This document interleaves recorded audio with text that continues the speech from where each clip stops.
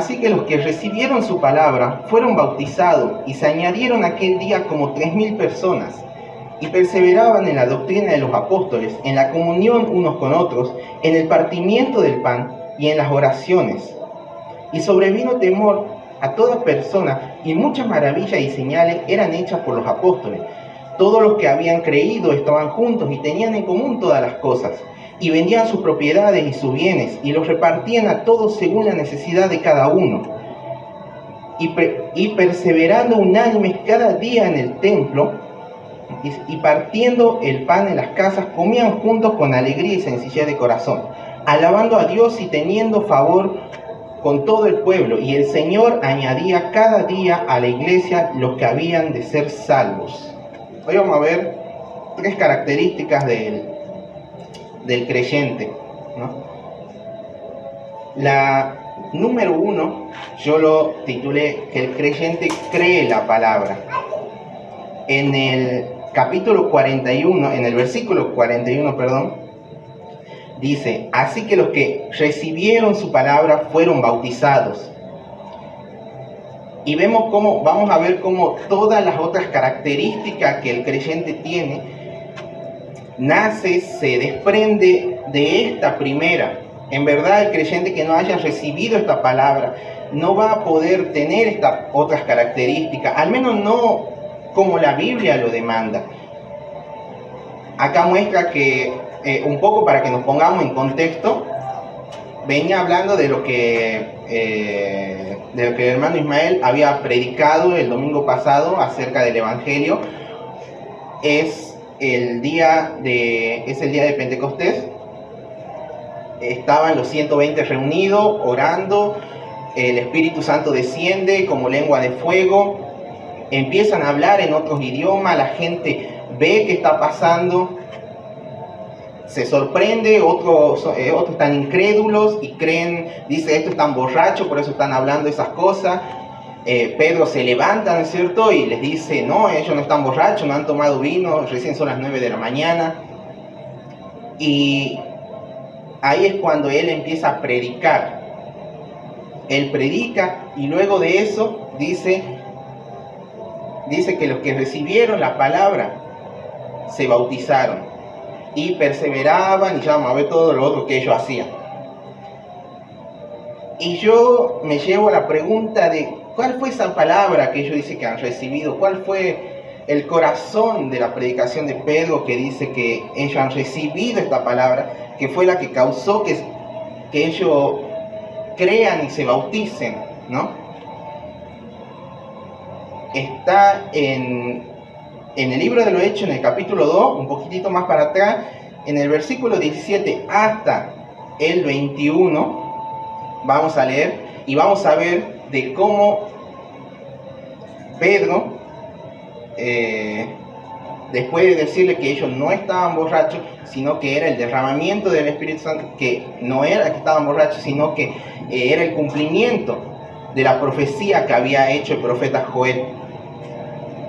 Él ahí menciona, y Pedro es muy astuto, ¿no? Porque la profecía del profeta Joel también fue mencionada por Cristo, y él sabía que los judíos que estaban escuchando ahí no lo habían conocido a Cristo, pero fue mencionada por Cristo, quizá dividido en 2 partes. En una fue la promesa que él había hecho antes de ascender al cielo, que iba a mandar a su espíritu, al Espíritu Santo, y otra en los evangelios que ya vamos a ver.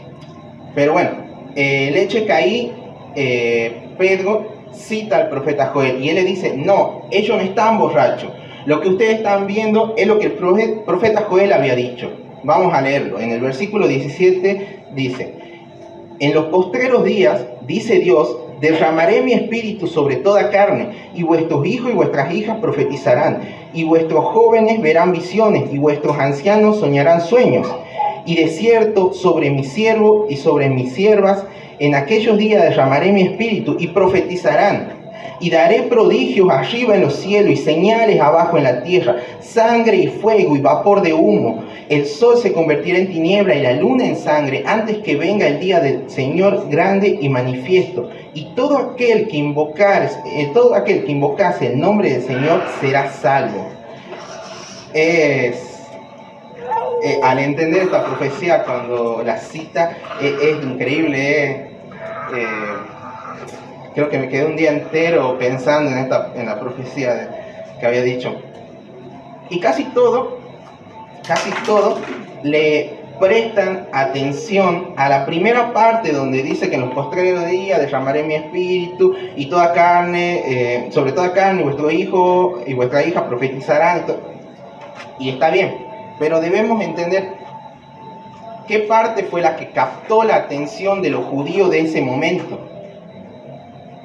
Lo leamos en otra versión, yo se lo voy a leer en otra versión que está un poco más entendible. La segunda parte de la profecía que cita Pedro dice: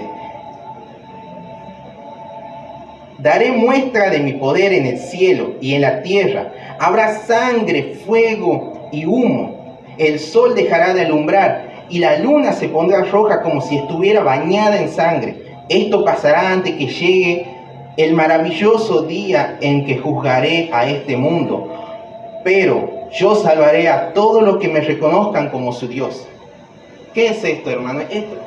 Esta es la profecía de que el día del juicio, el día en que por fin nuestro Salvador va a volver, la segunda venida de Cristo. Y esta parte es la que captó la atención de los judíos en ese momento. Por eso vamos a ver que más adelante, en el versículo 37, los judíos dicen: ¿qué haremos? ¿Qué haremos? Estaban desesperados porque Pedro le decía: el día del Señor se acerca, Él va a volver y va a juzgar a todo lo que no han creído en Él. Ellos se desesperan y dicen: ¿qué haremos entonces, Señor? ¿Qué haremos? Podemos ver que la misma profecía, las mismas palabras casi, lo dice el Señor Jesús en el Evangelio de Mateo, en el capítulo 24, versículos 29 y 30, hablando justamente de la segunda venida, dice: e inmediatamente después de la tribulación de aquellos días, el sol se oscurecerá y la luna no dará su resplandor y las estrellas caerán del cielo. Las potencias de los cielos serán conmovidas. Entonces aparecerá la señal del Hijo del Hombre en el cielo. Y entonces lamentarán todas las naciones y todas las tribus de la tierra y verán al Hijo del Hombre viniendo sobre las nubes del cielo con poder y gran gloria. Esta escena que describe Jesús y esta escena que describió Pedro a los judíos fue aterradora para ellos. Fue escalofriante porque él estaba diciendo que el día del Señor se acercaba y que ese Señor que iba a venir era el que ellos habían juzgado y habían condenado. Fue algo aterrador para ellos. Y cuando él describe que la luna iba a ser, parece que estaba bañada en sangre, era un día totalmente aterrador para ellos. Por eso ellos después se preocupan tanto y dicen: ¿pero qué haremos? En Apocalipsis justamente habla un poco de eso y dice Juan, ¿no? Juan dice, el apóstol Juan dice: y vi un gran trono blanco que estaba sentado, dice, y en él, dice, sentado en él, delante del cual huyeron la tierra y el cielo, dice, y ningún lugar se encontró para ellos. No había lugar para los que habían rechazado a Dios. No se pueden esconder los que han rechazado a Dios. Y eso nos hace pensar un poco, ¿no? ¿Cuánta gente no conoce a Dios? ¿Cuánta gente en verdad rechaza a Dios? No es que no conoce, rechaza. En Romanos vemos que dice que no hay excusa para decir que no conocen a Dios o no conocieron a Dios. Y justamente porque no hay excusa, Dios va a venir y lo va a juzgar y lo va a condenar a todos. Algo que tiene el ser humano es que el ser humano quiere justicia. El ser humano quiere ver por fin el día que se haga justicia en esta tierra. Yo le aseguro que cada uno debe tener diferentes historias de familias, vecinos, conocidos, donde han visto diferentes tipos de injusticias, si no es maltrato, estafa, si no es alguna cosa, y yo le aseguro que nosotros como seres humanos deseamos esa justicia, deseamos que caiga justicia sobre todos esos casos. ¿Por qué? Porque la Biblia dice que Dios nos hizo a su imagen y semejanza. Y aunque es en verdad una justicia un poco retorcida, porque queremos que se haga justicia, pero nosotros mismos somos injustos a veces, pero deseamos esa justicia. Por eso es que muchas veces nosotros también deseamos que por fin el día del Señor se acerque, por fin venga Cristo y haga justicia con todo. Pero algo que tenemos que entender es que si somos hijos de Dios, si hemos creído en la palabra en la que aquí dice después que ellos creyeron la palabra y se bautizaron, no es el evangelio diluido que hoy en día se predica en muchas congregaciones, donde dice, venía Cristo, que Cristo te va a salvar, Cristo te va a sanar, Cristo te va a hacer prosperar. No es ese evangelio diluido, porque yo le aseguro que Cristo, la mayor obra no será hacer que su cuenta bancaria suba hasta el techo. La mayor obra de Cristo será que su cuenta bancaria baje hasta el piso, pero aún así usted en su corazón no se sienta atribulado, no se sienta abatido, sino que tenga fe y esperanza. Este evangelio diluido que hoy en día se encuentra tan comúnmente en todos lugares, cuando se predica, cuando se evangeliza, es muy dañino para la persona, para el ser humano, para la eternidad del ser humano, porque no se entiende verdaderamente a qué es lo que Cristo nos ha llamado. Cuando uno quiere escuchar de Cristo y una persona que evangeliza le habla, muchas veces le dice, sí, Cristo te puede sanar, te puede hacer salir de la situación en que está, vos vas a ser feliz estando con Cristo, va a mejorar tu familia, va a hacer tantas cosas, pero no es eso la verdad, el verdadero evangelio. Al final, todo eso son cosas terrenales. Al final de todos los tiempos, nuestro motivo, nuestra principal motivación será estar en casa de una buena vez por todas, ya no ser peregrino y extranjero en esta tierra, sino estar en casa de una buena vez y adorarlo por toda la eternidad. Esa era nuestra función, la función del ser humano en primer lugar, antes de que el pecado entrara.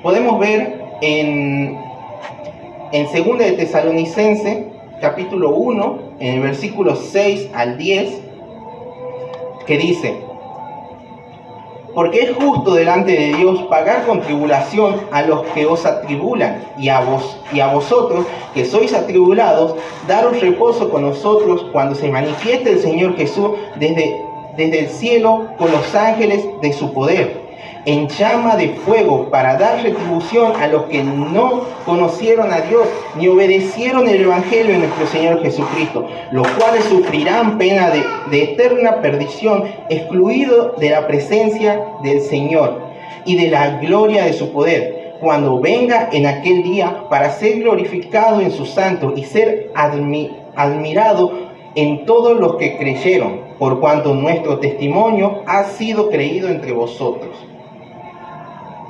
Acá vemos dos cosas. Cristo va a venir y va a juzgar y va a condenar a todos los que no han creído en su evangelio, tanto al ladrón, al estafador, al asesino, al violador, a todos los que en ese día no se han arrepentido. Lo que tanto uno desea y ve las noticias de tantas maldades que existen hoy en el mundo y que desea justicia, va a suceder una buena vez. En algún momento va a suceder. Y nosotros, como su pueblo, dice que vamos a estar dándole honra, vamos a estar adorándole, vamos a estar glorificándole mientras eso ocurra. Pero aquí viene la verdad, hermanos. Aquí viene la otra cara de la moneda, como se dice. Y es que en ese día no van a estar frente a Cristo, no van a estar frente a Dios, yéndose al infierno únicamente las personas malvadas de acuerdo a nuestra moral. Van a estar todas las personas que no han creído en el evangelio, que no han que no han obedecido el Evangelio de Cristo, porque todo lo conocen, se predicó tantas veces.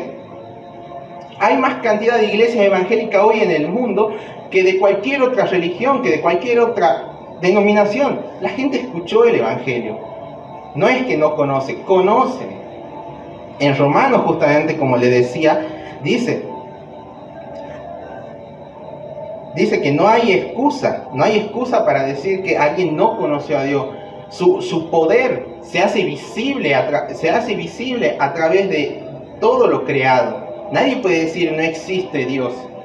Y ese día va a llegar. La otra cara de la moneda de la que le hablo es que ese día Cristo va a condenar a todos los que no han obedecido su evangelio, a los que lo han rechazado, a los que no han creído, a los que se han burlado de la fe. A todos ellos Cristo lo va a condenar si no se arrepienten hasta ese día. Y vos y yo vamos a estar dándole gloria a Él.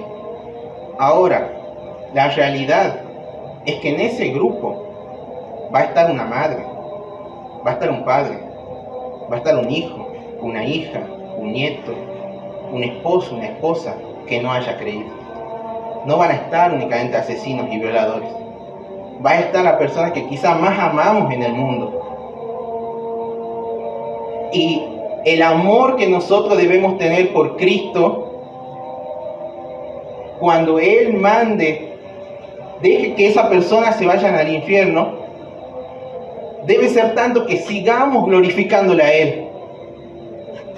Ahora yo quisiera saber, porque yo me hice esta pregunta, ¿en verdad tendré la fuerza para seguirle adorando, seguirle cantando, aplaudiendo y glorificándole cuando Él esté agarrando a la persona que yo quizá más amo en el mundo, pero que no creyó, y le esté diciendo, vete de acá, andate maldito de acá, andate al fuego, andate al lago de fuego y azufre que preparé para el diablo y para sus ángeles? Y yo siguiéndole, adorando y cantándole con todo el gozo, a pesar de que esa persona se esté yendo.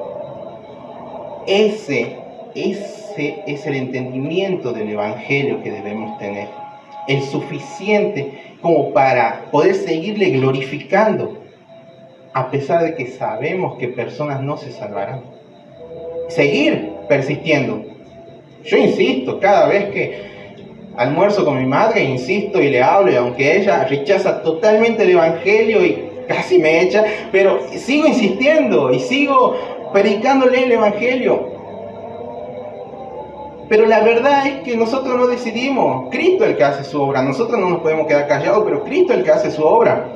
Podemos orar por las personas, podemos predicarle el Evangelio, pero al final de cuentas es Cristo el que hará su obra. Pero algo hay de cierto.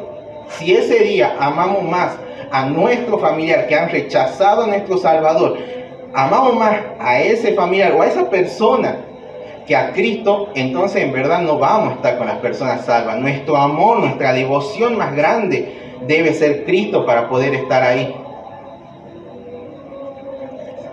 La familia de la fe no es una familia de sangre.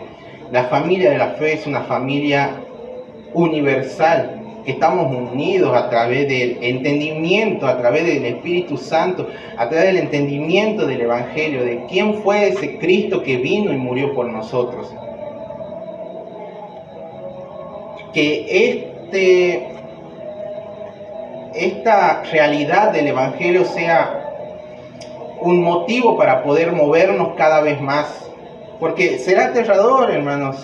Yo me puse a pensar y en verdad va a ser aterrador que ese día llegue y para algunos ocurra todo ese suceso de desgracia y ellos se quieran esconder del Señor Jesús y nosotros lo esperemos alegre y contento, gozoso, sabiendo que es el día más glorioso de toda la vida. Unas personas se van a querer esconder, no van a querer saber nada de Cristo y nosotros vamos a ir corriendo a sus pies. Cuánto quisiéramos que nuestros familiares, nuestros seres queridos pudieran ir con nosotros también ahí.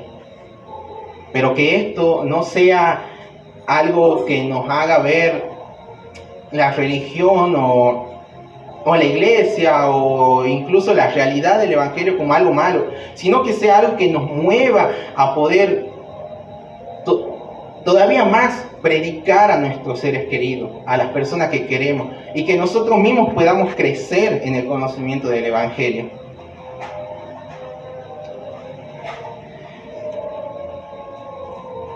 No hay excusa, y justamente por esa realidad, no hay excusa para el ladrón, no hay excusa para la persona más que nosotros consideremos más buena de todas, que sea muy dadivosa. No hay excusa para decir que no conocen a Dios o que no creen en Dios. El ser humano, como lo describe en Romanos, dice: no hay justo ni aun uno, no hay quien entienda, no hay quien busque a Dios. Todos se desviaron, aún se hicieron inútiles. No hay quien haga lo bueno, ni siquiera uno.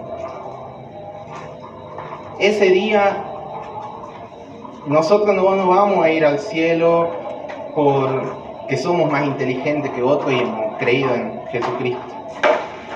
Porque todos estábamos en esta situación, todos estábamos en esa condición espiritual. Todos también sabíamos que había un Dios, pero lo rechazábamos totalmente. Pero fue la gracia que Dios derramó sobre nosotros, lo que nos permite hoy en día poder estar aquí para adorarlo. En Juan 3, 17 y 18 dice: porque no envió Dios a su Hijo al mundo para condenar al mundo, sino para que el mundo sea salvo por él. Dios no envió a su Hijo para condenar al mundo. El mundo ya estaba condenado. La gente ya lo rechazaba. Ya de toda la vida la gente no quería saber nada con Dios. Por eso justamente en ese momento nadie tendrá excusa. Dice que el que en él cree no es condenado, pero el que no cree ya ha sido condenado. Ya fue condenado. Nosotros estábamos condenados desde un principio por no haber creído. Fue la gracia de Dios derramada sobre nosotros la que nos sacó de ese lugar. Que esto nos mueva a predicar a nuestra familia, a nuestros seres queridos, a las personas que amamos, a las personas que deseamos ver con nosotros en la eternidad. Vemos que luego de esta predicación, luego de que ellos han entendido esta palabra, este peso de esta palabra, ¿no?, de que el día del Señor se acerca y ellos están no del lado del Señor, están del otro lado, totalmente opuesto, y Él lo va a condenar y Él lo va a juzgar. Ellos se desesperan, dice: ¿qué haremos? Dice: al oír esto se compungieron de corazón y dijeron a Pedro y a los otros apóstoles: varones y hermanos, ¿qué haremos? Que esa sea siempre nuestra pregunta de cada día. No nos jactemos de decir: ya está, ya soy cristiano, ya la gané todo. No. Porque la respuesta es algo que tenemos que hacer continuamente. Aquí ellos dijeron: ¿qué haremos? En Hechos 22:10, Pablo pregunta algo similar a esto. Cuando él está persiguiendo a los cristianos y a los creyentes, y en ese momento se le aparece el Señor Jesucristo y él queda ciego y él le dice, ¿no es cierto?, Saulo, Saulo, ¿por qué me persigue? Él le dice, Pablo le dice, ¿quién eres, Señor? ¿No? Y ahí Jesús le dice: yo soy Jesús de Nazaret, a quien tú persigues.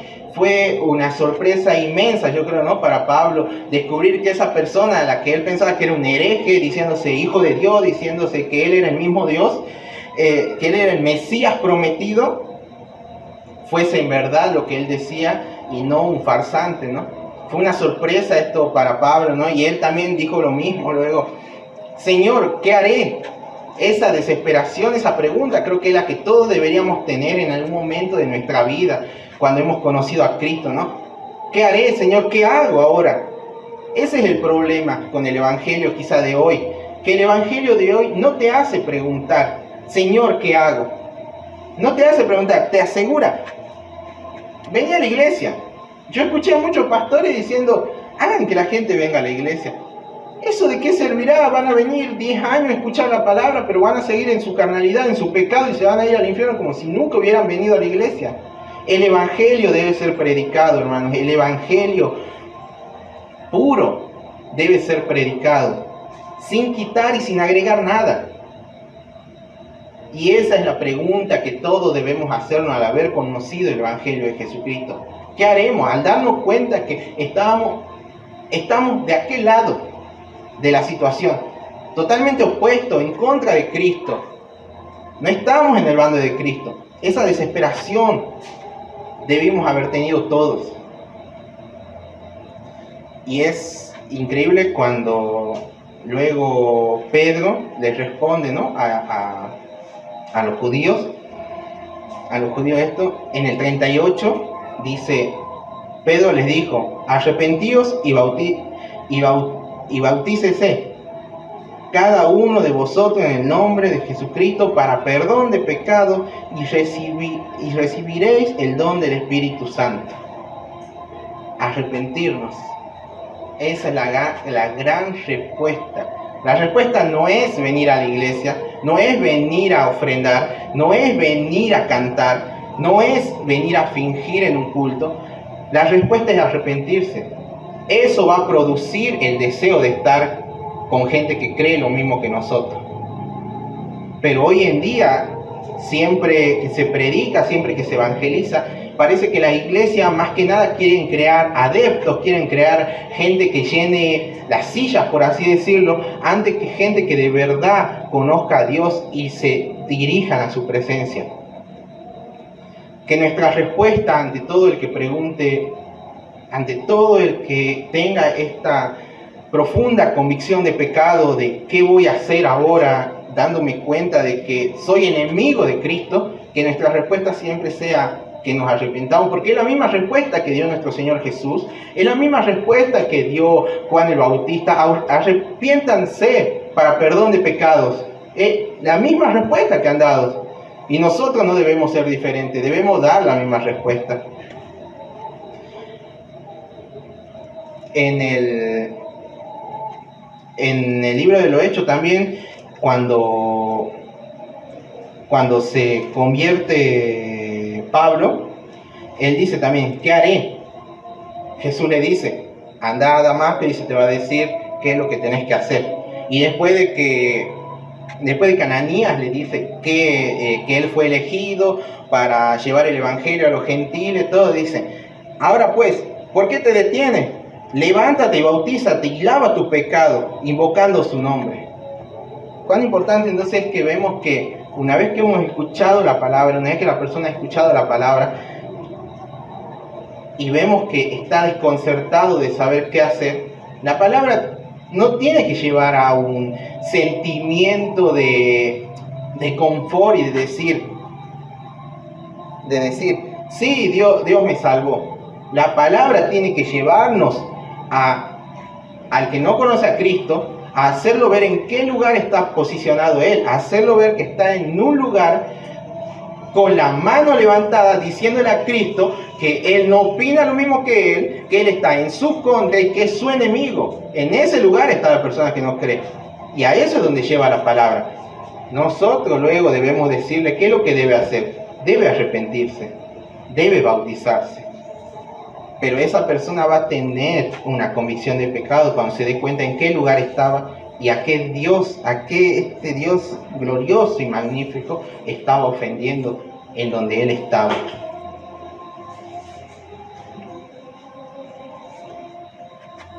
Muchos hoy en día en las iglesias, cuando se pregunta ¿qué haré?, ¿no? Hay mucha gente, yo conozco demasiada gente que por ahí llevan años en la iglesia y preguntan ¿qué haré? ¿Qué haré?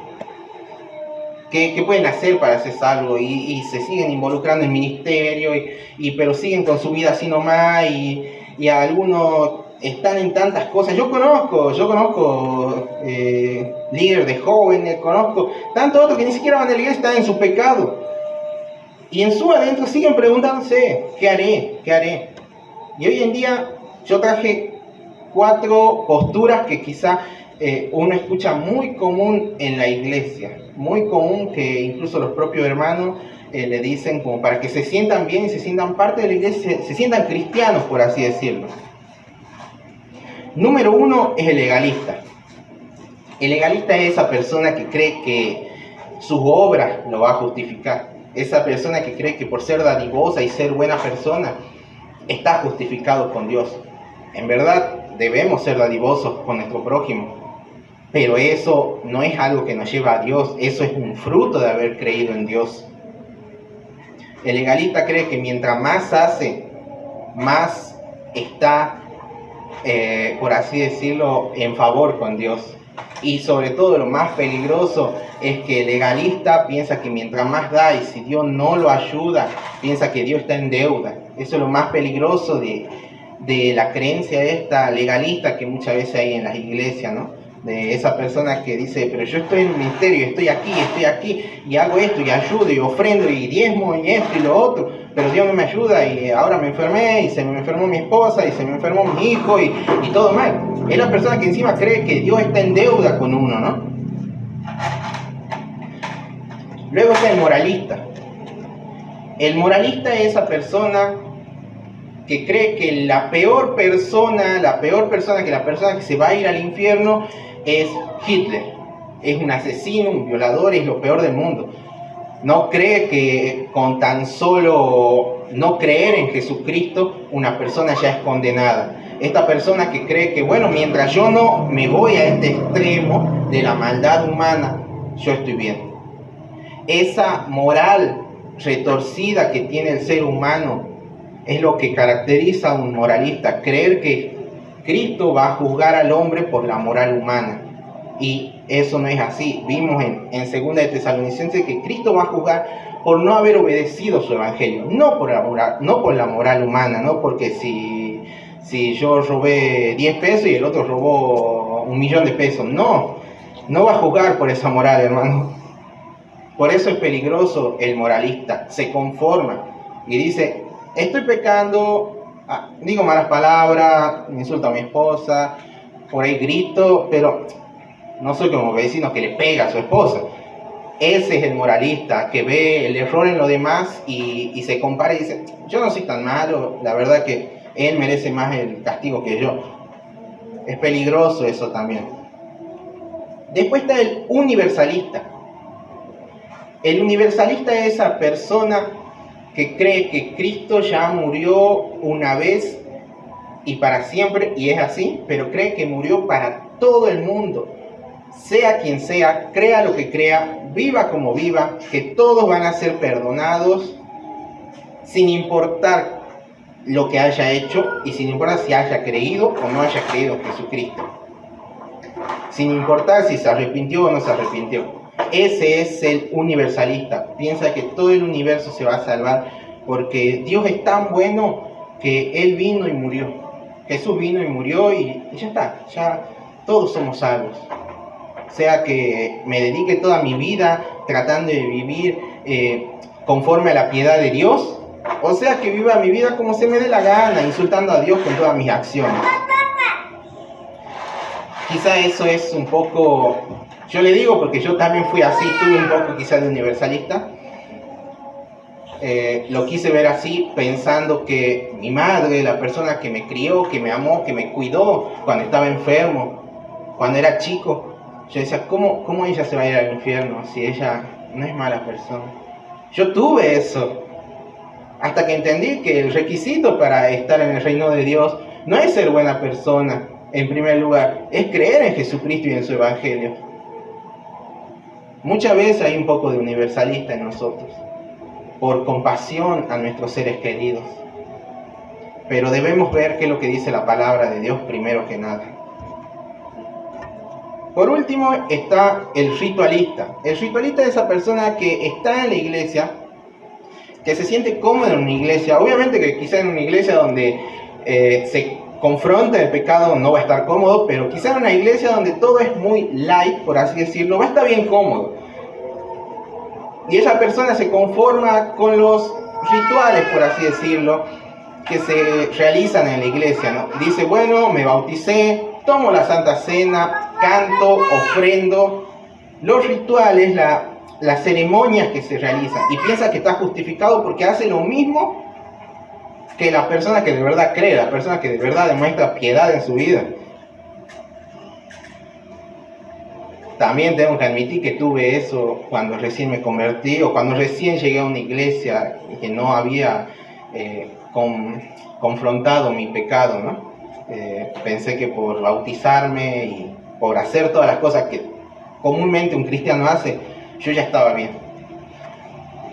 Y no es la manera de cuando dice ¿qué haremos? No es esa la respuesta, ¿no? La respuesta es arrepentirse y bautizarse para perdón de pecados. Y la palabra arrepentirse implica algo. Implica, como se dice, una vuelta de 180? De 180 grados. Estoy mal en geometría. De 180 grados significa si yo iba para acá, ahora voy para acá. Es un cambio total en mi vida. No significa que nos vamos a ir a encerrar en nuestra casa y no juntarnos con nuestros familiares que no creen, pero en nuestra manera de ser. No nos reímos de las cosas que antes nos reíamos. No nos gozamos quizá en el mal que está pasando un hermano, por muy mal que me caiga. Ahora nos duele, ahora nos preocupa. Somos sensibles ante la vida que no está bien. Es en verdad un cambio total, ¿no? En Efesios 4, en Efesios capítulo 4, versículos 21 y 29, es muy largo, la verdad, no creo que lo llegue a leer, pero habla de la nueva vida en Cristo. Y dice, el que robe, no robe más, sino que trabaje con su mano no me acuerdo cómo es, para que dé a los otros. El que mentía, claro, el que miente ya no mienta más, sino que hable justamente así para edificación. Vemos cómo la vida del creyente es un cambio total desde que ha creído. Justamente ahí Pablo dice, ¿no? Si han oído, hagan esto, ¿no? Si ustedes en verdad han oído y fueron enseñados por Cristo, van a hacer esto, van a cambiar su manera de vivir. Bueno, como segunda característica, vimos que la primera característica era que el creyente cree la palabra, ¿no? Que el creyente recibe la palabra, la acepta. ¿Qué palabra recibe? Esta, el evangelio puro y sin ningún agregado y sin ningún quitado, sin nada. Este evangelio es el que el creyente recibe, lo abraza, lo ama, porque fue el motivo de su salvación, ¿no? Ese es el primero. El 2, el creyente persevera. En el versículo 42 del mismo capítulo, del capítulo 2, dice, y perseveraban en la doctrina de los apóstoles, en la comunión unos con otros, en el partimiento del pan y en las oraciones. El creyente persevera, es una realidad. En otras traducciones dice, continuamente se dedicaban. Esto indica una acción activa de parte de la persona, indica una acción activa de parte mía. Si yo soy creyente, voy a perseverar. Si yo soy creyente, voy a hacer algo, no voy a esperar que quieran que yo haga algo. Implica una acción 100% activa mía. No voy a esperar a que me digan, ¿sabe qué? Tenemos esto, ahora vamos a hacer esto. No me espera a que se cree un ministerio de evangelismo, a que se cree un ministerio de esto y de lo otro y de lo otro. El propio creyente va a surgir Esto es muy importante porque quizá muchas iglesias son un poco, bueno, acá no hay pastor, pero hay muchas iglesias que tienen pastor y son muy pastor dependientes, no están esperando que el pastor le diga, hagamos esto, pero el diseño bíblico de la iglesia no es ese, es que todos los creyentes se mueven, todos los creyentes perseveran. No dice los que estaban llamados a liderazgo perseveran y ellos son los que hacen, no, toda la iglesia, los que han creído van a perseverar y se van a mover para justamente lo que dice acá, que perseveraban en la doctrina de los apóstoles.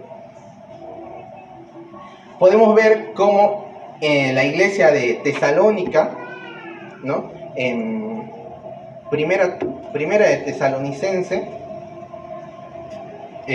no lo vamos a buscar, tan solo vamos a explicarnos un poco. La iglesia de Tesalónica era un verdadero ejemplo, ¿no? De una iglesia así, ¿no? Que perseveraba. En primera de Tesalonicense, del 3 al 10, Pablo le escribe, ¿no? De cómo fue su trabajo, de que ellos han seguido. Pablo ya no estaba con ellos, pero ellos se han seguido moviendo, han seguido predicando a Jesucristo, han seguido evangelizando, han seguido moviéndose, han seguido haciendo la obra. Y Pablo les dice, ¿no? Como que por así decirlo, los elogia, diciendo que muy bien, ¿no? Cómo ellos han movido, que incluso él ya no tiene necesidad muchas veces de ir a predicar ahí, porque ellos ya han hecho todo ese trabajo, ¿no? Ellos ya han ido y gracias a su trabajo, toda la región esta de Macedonia, ¿no? Habían creído.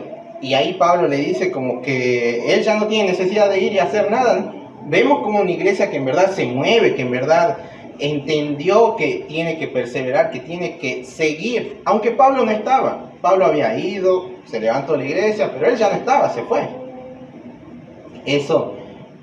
Pero ellos igual siguieron. Hay muchas iglesias que cuando un pastor fallece o se va o pasa algo, queda en la nada. Y eso es justamente porque muchas veces las iglesias tienen mucha dependencia de los líderes, de los pastores. Y eso no debe ser así. El Espíritu Santo está en todos. Y el Espíritu Santo es el mismo. Es uno. Entonces todos podemos predicar con denuedo. Todos podemos orar. Todos podemos evangelizar. La obra de Dios no lo hace una persona ni dos. Lo hace la iglesia en conjunto.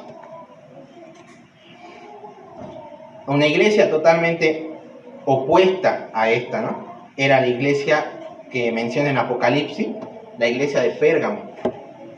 Esta iglesia, Cristo por así decirlo, claro, como que los juzga, los condena, ¿no?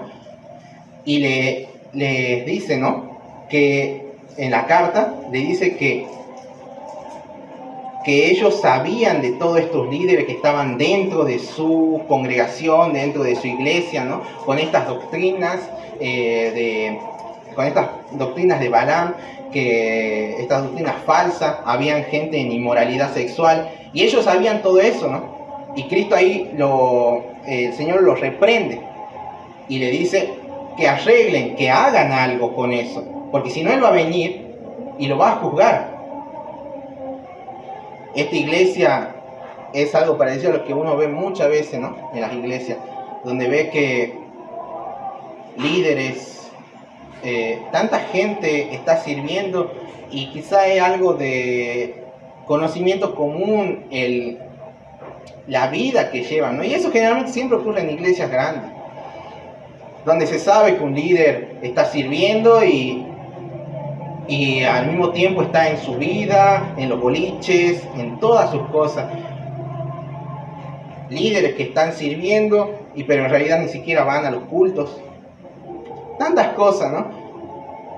Pero así, o si no, líderes que ni siquiera se han convertido y que tienen doctrinas raras, que quizá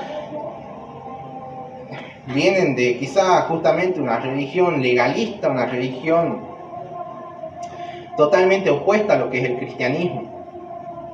Y justamente ese es el peligro de dejar, quizás, imagínense que yo, no sé, quizás yo estoy empapado en una cultura budista y vengo acá a predicar y yo voy a estar predicando y voy a estar metiendo doctrinas raras acerca de cómo nosotros tenemos que hacer yoga, ¿me entiendes? Entonces, o voy a estar metiendo doctrinas raras acerca de quizás psicología, ¿sí?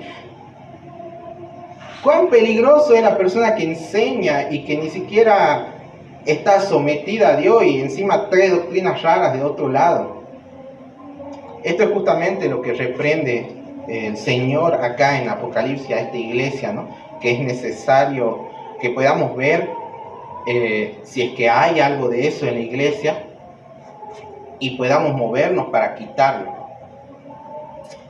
Algo que debemos entender, que el Señor va a venir y va a venir a buscar una iglesia pura y sin manchas. Y nosotros debemos trabajar para poder ser esa iglesia. Debemos trabajar en nosotros mismos, debemos ayudar a nuestros hermanos para que sean así, a la persona que llegue recién nueva, a la persona que está hace 10, 20 años, que no es así. A todos debemos ayudarnos entre nosotros. La iglesia de Jesucristo no es un grupo de hermanos que se reúnen, están todos de acuerdo y sí, vamos todos contentos, pero si no somos como Cristo quiere, nos vamos a ir todos contentos al infierno, no al cielo. Entonces eso debemos entender, necesitamos ver nuestros errores, no para señalar con el dedo y decir, andate de acá, no, para ver nuestros errores y para entender que la iglesia de Jesucristo es esta iglesia, ¿no? En serio, pura y sin mancha. Yo deseo trabajar toda mi vida para que estar en una iglesia así, para sacrificar tiempo y dolor para poder estar en una iglesia así. No todas las iglesias son herejía pura, pero es que el carácter de la propia iglesia, de los miembros, incluso de los que sirven, muchas veces no es conforme. Y eso debemos trabajar cada día y entre nosotros, ayudarnos para poder ser más como Cristo quiere que seamos como iglesia. Dice que perseveraban en la doctrina de los apóstoles. Cuando dice que perseveraban en la doctrina de los apóstoles,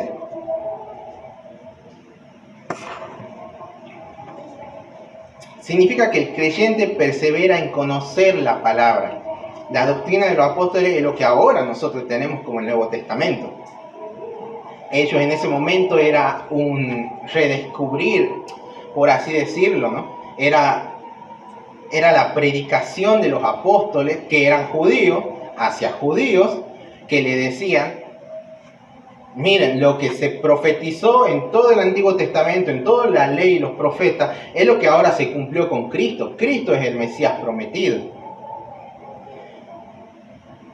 Y ellos perseveraban en todo este conocimiento, ellos querían aprender acerca de esto, ¿no? Acerca de todo lo que los apóstoles sabían.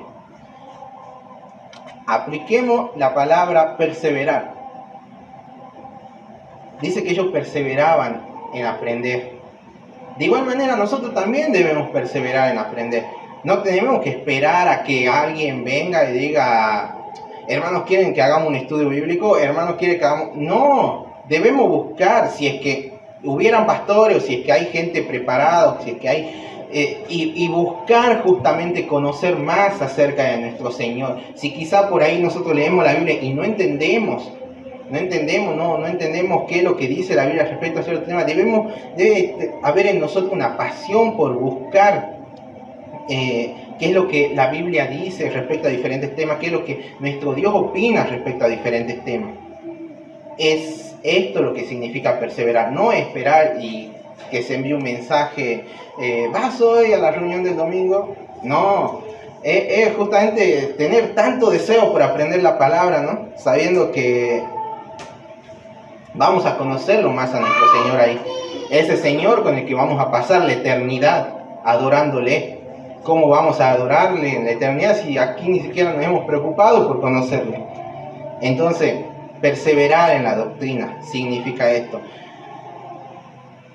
En Romanos 12:2 dice, no os conforméis a este siglo, sino conformaos por medio de la renovación de vuestro entendimiento, para que comprobéis cuál sea la buena voluntad de Dios, agradable y perfecta.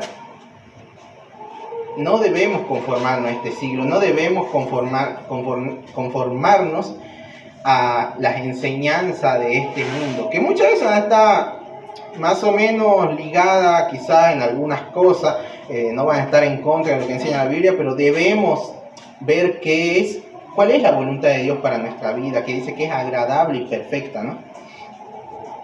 Dice en 1 Pedro 2:2, dice, desead como niños recién nacidos la leche espiritual no adulterada para que por ella crezcáis para salvación. Mucha gente hoy en día persevera en doctrinas. Y muchas veces persevera en doctrinas que no son las bíblicas. Persevera en doctrinas del mundo.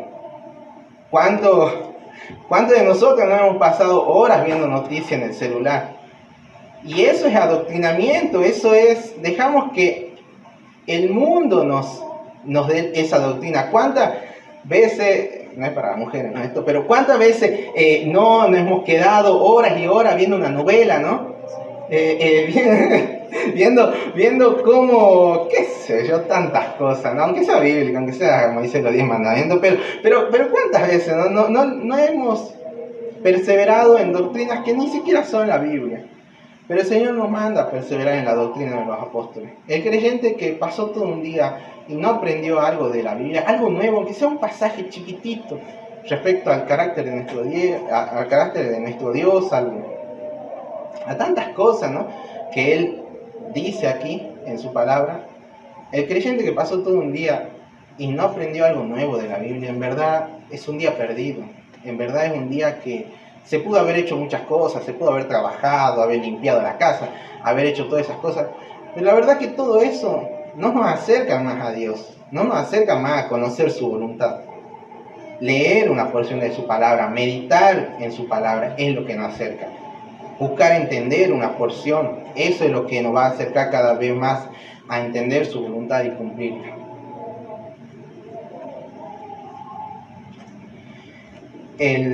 Muchas veces decimos que el cristiano tiene que ser así, el cristiano tiene que moverse así. Pero en verdad, la persona que no fue enseñada no va a poder practicar lo que no le han enseñado. La iglesia no va a poder actuar en base a algo que no se le predicó. Entonces, cuán importante también es predicar desde un púlpito la Biblia, ¿no? Cuán importante es predicar todo el consejo de Dios, ¿no?, sin pensamientos humanos. Dice que perseveraban en la comunión unos con otros. El creyente persevera en tener comunión con sus hermanos. Esto significa, aunque puede incomodar, que el creyente no espera que su hermano le dice, vení hermano, quiero pasar tiempo con vos, quiero comer con vos. No. O quiero leer la palabra, o quiero orar con vos, quiero pasar tiempo.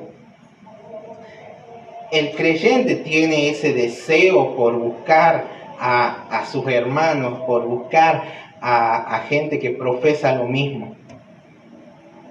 Y es muy importante incluso, más todavía sobre todo dentro de una congregación, ¿no? En Hebreo 10, 24 y 25 dice, y considerémonos unos a otros para estimularnos al amor y las buenas obras, no dejando de congregarnos como algunos tienen por costumbre, sino exhortándonos tanto más cuando veis que aquel día se acerca.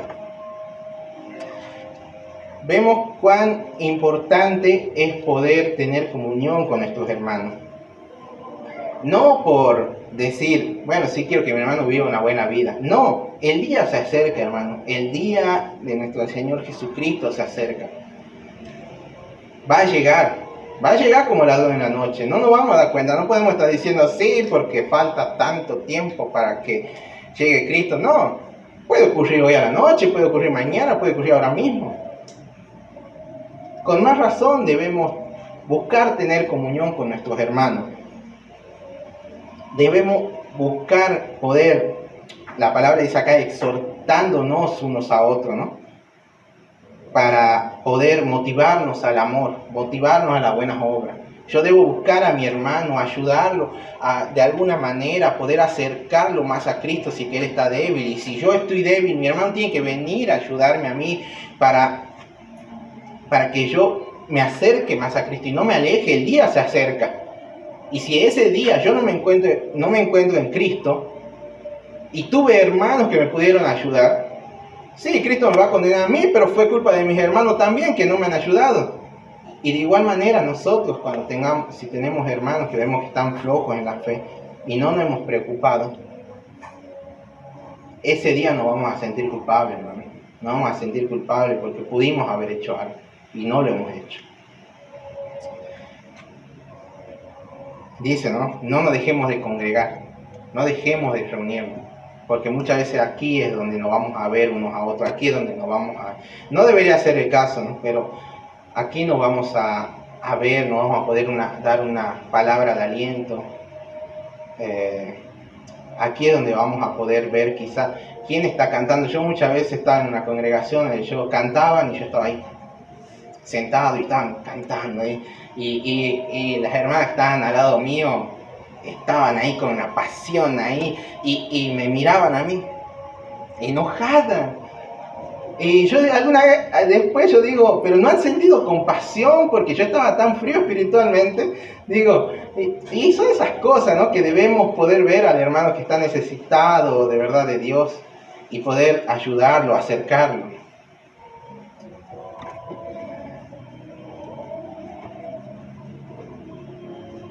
Debemos entender que tenemos una común unión, como dice la palabra, pero esta común unión no es que yo estoy unido a usted está unido conmigo.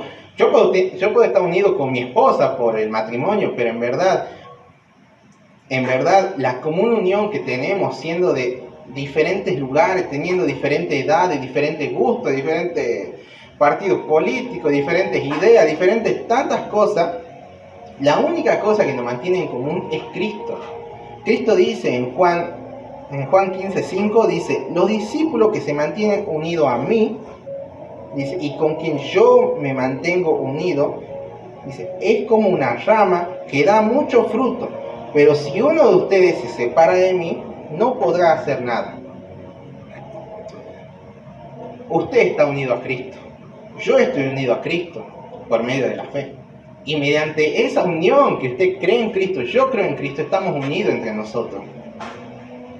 En el momento que yo vea que alguien se está alejando, se está enfriando, no voy a pensar que esa persona se aleja de la iglesia porque está mal con un hermano, porque esa persona no está unida al hermano, esa persona está unida a Cristo, y si se está separando es porque se está separando de Cristo. Entonces ahí es donde yo debo apuntar.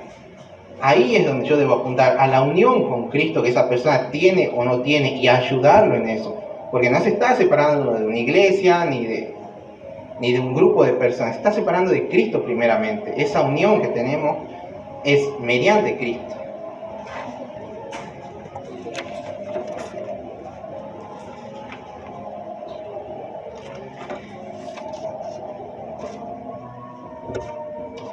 Podemos ver cómo más adelante, ¿no? En el libro de los Hechos hay un ejemplo de comunión, ¿no? Dice que estaban todos juntos. Estaban todos, todos los que habían creído estaban juntos y tenían en común todas las cosas. Y vendían sus propiedades y sus bienes y los repartían a todos según la necesidad de cada uno. Y perseverando unánimes cada día en el templo y partiendo el pan en las casas, comían juntos con alegría y sencillez de corazón. Qué comunión, ¿no? Qué comunión se podía tener en ese momento. Dice que en ese momento había una pobreza, por así decirlo. Había pobreza por tres motivos. Uno era porque la gente que había venido de tan lejos, los judíos, Pedro predicó, los judíos se convirtieron, esos judíos no eran de ahí, y se quedaron ahí, querían estar con la gente de la iglesia, se quedaron ahí, pero ellos no eran de ahí, no tenían sus cosas ahí, no tenían sus bienes ahí. Ellos necesitaban cosas, entonces estaban necesitados. Justamente por eso dice que los judíos que eran de ahí, de ese lugar, vendían sus cosas para ayudar a los hermanos. El segundo era porque mucha gente que había creído en ese momento profesaron su fe en Cristo y a causa de eso fueron perjudicados en su trabajo, en diferentes cosas, por otros jefes judíos que no creían. Se empezó a vivir justamente en todo esto una gran pobreza de parte de los que han creído en Cristo. y otros eran simplemente personas que siempre tenían necesidad. Pero vemos cómo los propios hermanos se ayudaban entre ellos. Otra cosa muy importante de ver acá, dice que ellos iban unánimes al templo. Esto de ir unánimes refleja una actividad muy pública, de ir unánimes, orar, alabar a Dios, cantar. Pero dice que no solo iban al templo, al servicio, ¿no?, de Dios, sino que dice que comían, dice, y estaban todos, dice, en las casas, comían juntos con alegría y sencillez de corazón. No solo hacían una demostración pública de ese afecto, de ese amor fraternal que se tenía, ¿no? Porque era muy fácil demostrar un amor que yo te tengo a vos, hermano, yo también, sonrisa, pero no. Fuera de eso, era en las casas, comían todos juntos, en diferentes casas. Se podía ver ese amor fraternal fuera de este ámbito público, por así decirlo, ¿no? Cuando nadie los veía, se demostraban en verdad ese amor fraternal que se tenía. Dice que también perseveraban en el partimiento del pan. El partimiento del pan acá hace referencia a la cena del Señor. Si vemos, vamos a ver que todo esto es, por así decirlo, el diseño de un culto, ¿no? Dice que perseveraban en la doctrina de los apóstoles, que es enseñanza de la palabra. Perseveraban en la comunión con los hermanos. ¿Qué es lo que hacemos nosotros, no? Tenemos comunión, cantamos juntos, ¿no? Nos preocupamos unos por otros. Perseveraban en el partimiento del pan, en la cena del Señor. Y vamos a ver que también perseveraban en las oraciones. El creyente persevera en la cena del Señor, pero no persevera en la cena del Señor como un ritual. El creyente persevera entendiendo qué es la cena del Señor. El creyente persevera recordando el sacrificio que Cristo hizo, ¿no?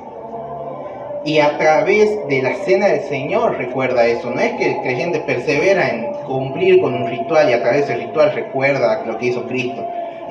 Eso es al revés, ¿no? El creyente todo el tiempo persevera en recordar lo que Cristo hizo, recordar lo que Cristo hizo. Muchas veces hoy en día la cena del Señor se va a un ámbito un poco personal, ¿no? Y dice, en muchas partes cuando uno pregunta, ¿qué es la cena del Señor para usted? Es que Cristo me salvó, es que soy salvo. Y eso es lo que siempre se escucha.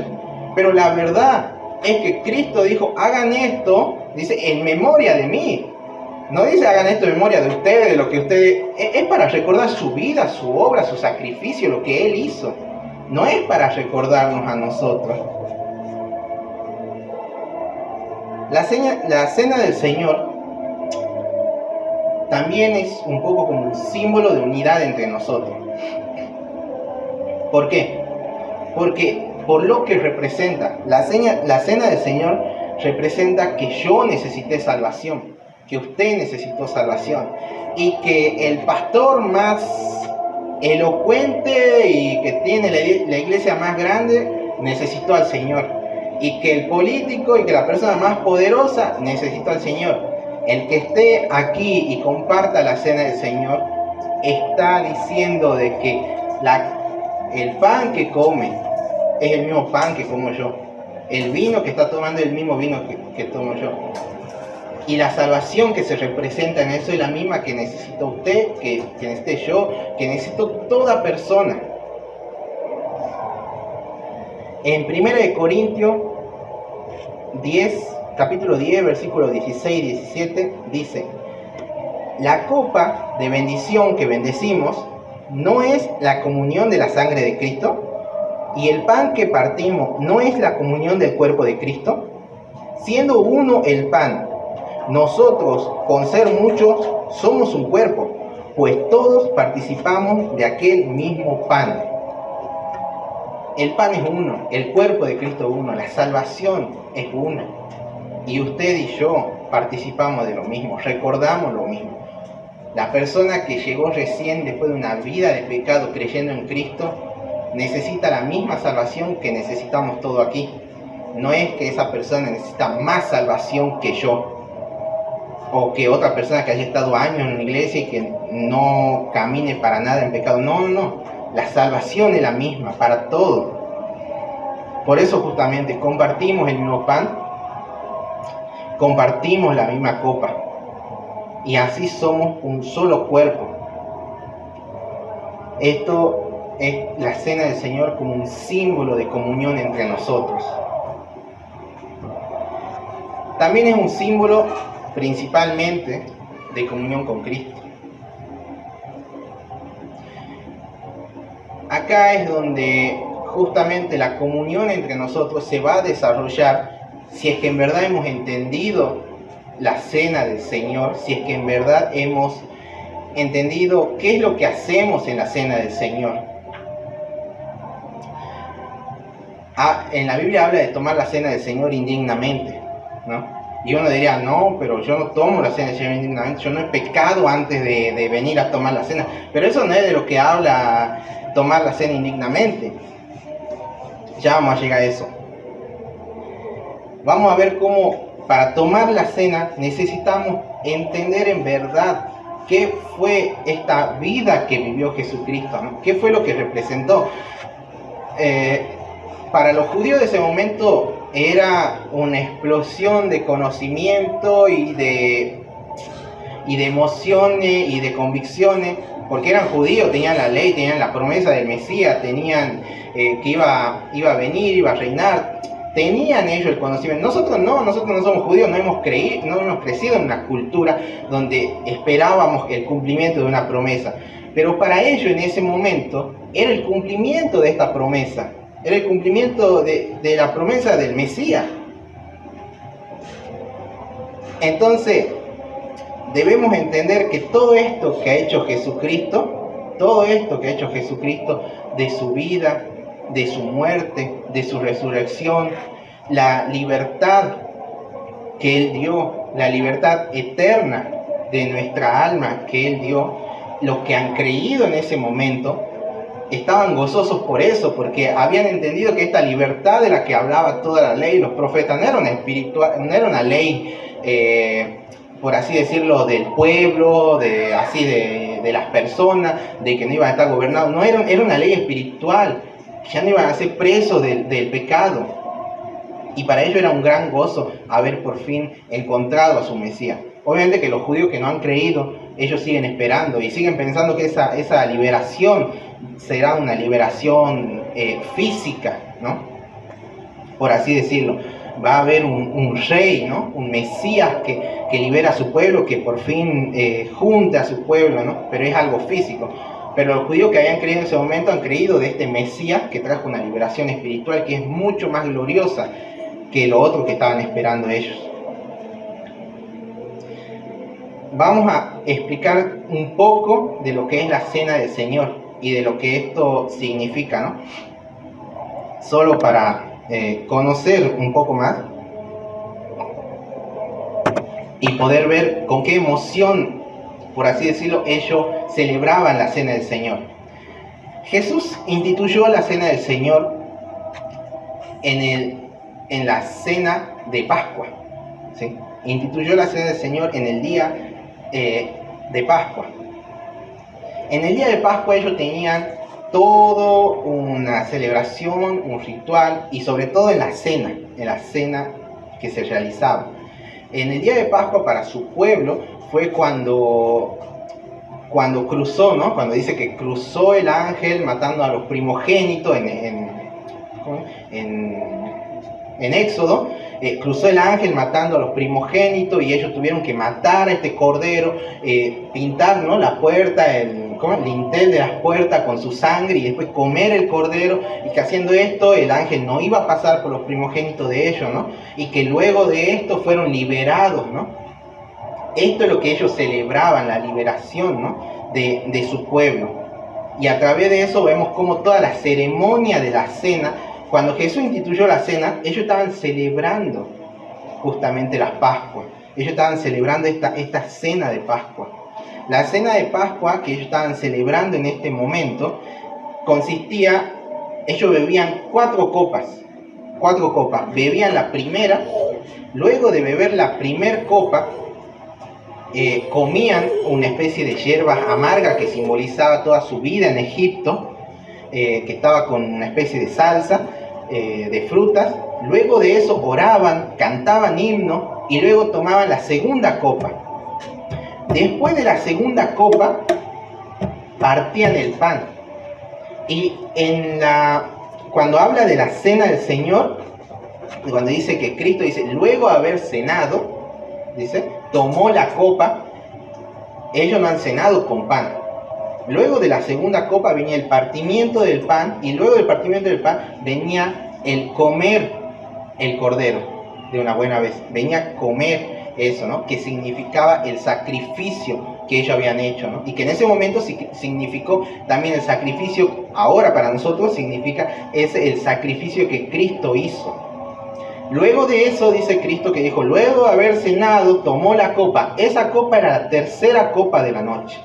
Era la tercera copa de vino que ellos tomaban en esa noche. En ese momento Cristo dice, habiendo cenado, dice, asimismo tomó también la copa después de haber cenado, diciendo, esta copa es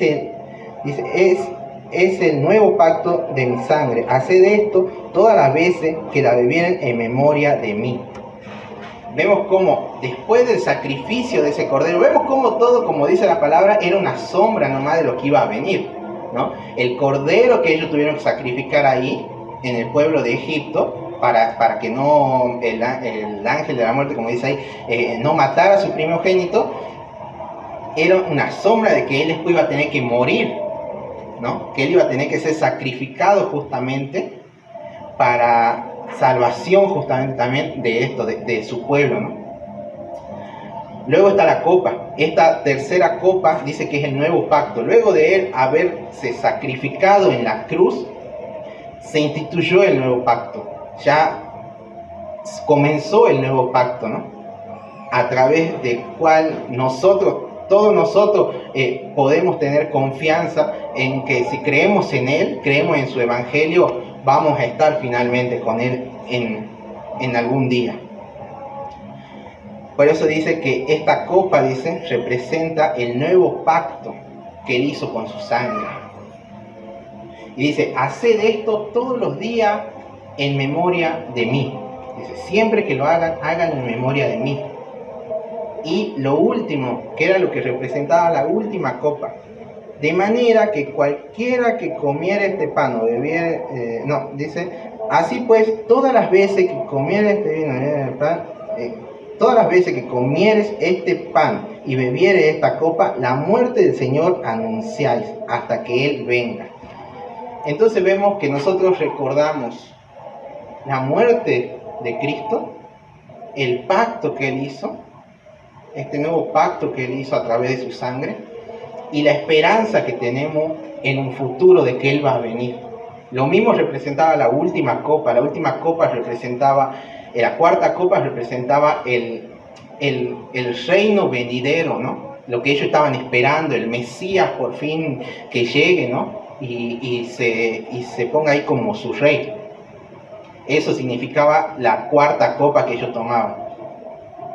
Y por eso también Jesús ahí dice, ¿no? Que hagamos todo esto, dice, en memoria de Él, dice, y así anunciemos su vida hasta que Él venga. En ese momento, para los judíos que estaban sentados con Jesús en la mesa, era algo maravilloso, ¿no? Saber que su Mesías ya había llegado, ya lo había hecho libre, y que ahora tenían que esperar que Él venga nada más. De igual manera, cuando nosotros tomamos la cena, es lo mismo. Debemos recordarlo a Él, debemos recordar su sacrificio. Debemos recordar este nuevo pacto que Él instituyó con su sangre. Esta nueva alianza, ¿no? Como dice, debemos recordarlo siempre. Y debemos recordar que estamos expectantes, esperando a que Él llegue por fin, ¿no? En su segunda venida. El no comprender esto, el tomar la cena por un ritual, aunque no estemos en pecado, aunque no hayamos robado, no hayamos fumado, no hayamos hecho cualquier cosa, el no comprender qué es la cena del Señor y no hacerlo con esta convicción es tomar la cena indignamente. El decir, bueno, voy a tomar la cena por tomar y ya está, aunque, ¿qué hice? Yo no hice nada malo en todo el día, en la semana no hice nada malo. Muchos piensan que justo en tomar la cena indignamente eso es tan solo haber estado en pecado y vení, toma igual, pero no es así. Tomar la cena es no haber entendido el verdadero significado de la sangre y del pan, del vino y del pan, que era la sangre y el cuerpo de Cristo. Lo que significó. Para ello era, como le digo, una explosión de conocimiento y entendimiento, y se maravillaban. Para nosotros no vivimos en una cultura que estuvimos esperando un Mesías, quizá no es así, pero entonces debemos meditar en lo que significa la cena y ver cuán glorioso fue este sacrificio, y ver cuánto en verdad lo necesitábamos, que nosotros no sabíamos que lo necesitábamos, pero cuando llegamos a Cristo nos dimos cuenta que sí necesitábamos ese sacrificio de Él, ¿no? Para perdón de nuestros pecados. Tomar la cena indignamente. Dice, de manera, en el versículo 27 dice, de manera que cualquiera que comiera este pan o bebiera esta copa del Señor indignamente será culpado de la muerte y de la sangre del Señor. Por tanto, pruébese cada uno a sí mismo y coma así el pan y beba la copa. Porque el que come y bebe indignamente sin discernir el cuerpo del Señor, juicio come y bebe para sí. La persona que en verdad no le presta atención a la cena del Señor y que tan solo lo hace como un mero ritual, en verdad está trayendo para él el juicio de Dios. Es como en la historia de Ananías y Zafira, donde ellos fueron y vendieron, ¿no? Lo que ellos tenían, y vinieron y trajeron la plata, pero no era todo, y le mintieron a Pedro, ¿no? Y Pedro entonces le dice, ¿pero por qué? ¿Por qué han hecho esto? ¿Por qué hicieron esto? Dice, no me mintieron a mí, le mintieron al Espíritu Santo. Y cayeron como muertos, ¿no? De igual manera, nosotros nos podemos mentir entre nosotros, venir y tomar la cena así como así, pero le estamos mintiendo a Dios, le estamos mintiendo al Espíritu Santo, que Él sabe lo que hay en nuestro corazón. Si de verdad lo hacemos con una convicción de lo que significa la cena, de que para nosotros es importante, o lo hacemos como mero ritual para que nadie diga, mira el hermano no está tomando la cena, debe pasar algo, ¿no? Pero hay un remedio, ¿no? Dice, por tanto, pruébese cada uno a sí mismo. Cuando dice pruébese cada uno a sí mismo, es examinarse, verse, a ver si de verdad estamos entendiendo o si no. Y si no lo hemos entendido, pedir perdón, ¿no? Pedir perdón, porque es mejor no tomar la cena que tomarla así indignamente sin haber entendido el enorme sacrificio de Dios. Por eso justamente antes de tomar la cena oramos. Por eso antes de tomar la cena le pedimos perdón por toda nuestra falta, incluso por no haber entendido esto, ¿no? Dios dice, ¿no?, que Dios es fiel y justo para perdonar nuestros pecados, ¿no?, y lavarnos de todo. Por eso es que oramos antes, no es un ritual nada más. Entonces, ahora si oramos sin entender, bueno, ya es otro tema, pero debemos tomar la cena comprendiendo lo que significa. Dice que perseveraban en la oración. Ya estamos terminando. Dice que perseveraban en la oración. El cristiano que no ora y que no persevera en la oración, que no busca orar, sin necesidad de que alguien le diga, vení, oremos, vení, esto. No, el cristiano que no dobla sus rodillas en su intimidad, es porque no cree que necesita de Dios, es porque no cree que necesita agradecer a Dios, no cree que necesita nada de Dios, o no se siente responsable por sus hermanos para pedir a Dios por ellos. Vemos cómo en Hechos, en el capítulo 1, los apóstoles piden a Dios guía para elegir al que iba a reemplazar a Judas, ¿no?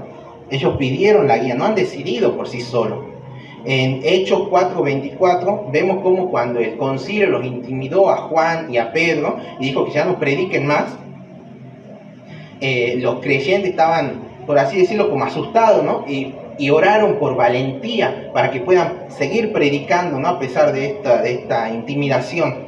De igual manera tenemos que orar, tenemos que sentir es inquietante si es que en verdad no sentimos la necesidad de orar por nuestros hermanos, porque nos sentimos responsables y creemos que Dios es el que hace la obra, ¿no? Y orar por nuestros hermanos, o simplemente darle gracias a Dios, no sentirnos agradecidos por Dios. Eso produce también una vida de falta de oración. Sentir que uno no necesita nada de Dios y que no puede pedir nada y todo lo hace con su fuerza.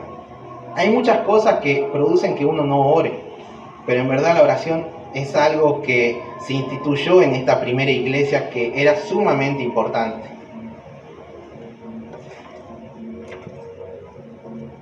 Y por último, el creyente da un buen testimonio. El tercer punto, el creyente da un buen testimonio. En el 47, en el versículo 47 del texto, dice: alabando a Dios y teniendo favor con todo el pueblo, dice, el Señor añadía cada día a la iglesia a los que habían de ser salvos. Me molesta la verdad un poco cuando la gente dice: ¿para qué vamos a salir a evangelizar? ¿Para qué vamos a ir a hablar? Deja, tranquilo, el Señor va a añadir los que van a ser salvos. Y no leen la verdad el contexto este. No ven que había una vida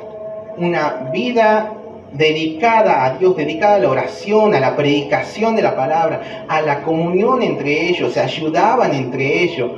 Era una vida hermosa, que cualquiera ve eso y va a decir: yo quiero ser parte de esa iglesia. Ese es el testimonio, lo que dice que ellos alababan a Dios de esa manera, y de esa manera tenían favor para con el pueblo. Es triste en verdad no poder tener favor para con el pueblo, para con el barrio. No poder ser un ejemplo y salir y predicar y que el pueblo diga: ah, sí, esa iglesia se mueve, es tan caritativa. Mira, sí, reprende el pecado. Por eso justamente en Hechos dice que muchos no se animaban a ir a la iglesia. Más adelante en el capítulo 4 dice que no se animaban a ir a la iglesia, porque reprendían mucho el pecado. Pero vemos cómo dice que tenían favor para con el pueblo. No decían: esa iglesia que critica todo y no hacen nada. Algo que debemos entender, que si predicamos el evangelio debemos vivir el evangelio. De nada nos va a servir salir y evangelizar si somos una iglesia quieta. ¿Con qué ejemplo vamos a hacer que la gente venga a la iglesia? Con ningún ejemplo. Entonces debemos tener favor para con el pueblo, debemos ser un ejemplo, un altar encendido en medio de este barrio, en medio de esta ciudad, para que la gente sepa que en verdad es una iglesia genuina, no otra estafa como muchas veces se sabe de otras iglesias, y que la gente tiene miedo de entrar a una iglesia por miedo a que le roben la plata. Debemos ser un ejemplo, debemos ayudar, debemos mostrar esto. Y haciendo así, el Señor va a añadir a los que han de ser salvos. Que esto en verdad nos mueva a ver cuánto necesitamos de poder ser, ¿no?, creyentes como dice la palabra de Dios, como dice que son las características de un creyente. Así era la primera iglesia en Jerusalén. Podemos serlo. Y debemos comprometernos para llegar a ser parecido a esa iglesia, ¿no? Porque así vamos a adorar y vamos a alabar a Dios. No lo hacemos por nosotros, lo hacemos para nuestro Dios, nuestro Señor, que murió y resucitó y nos da la salvación. Oremos para poder terminar y que esta palabra podamos meditar en esta palabra a lo largo de la semana.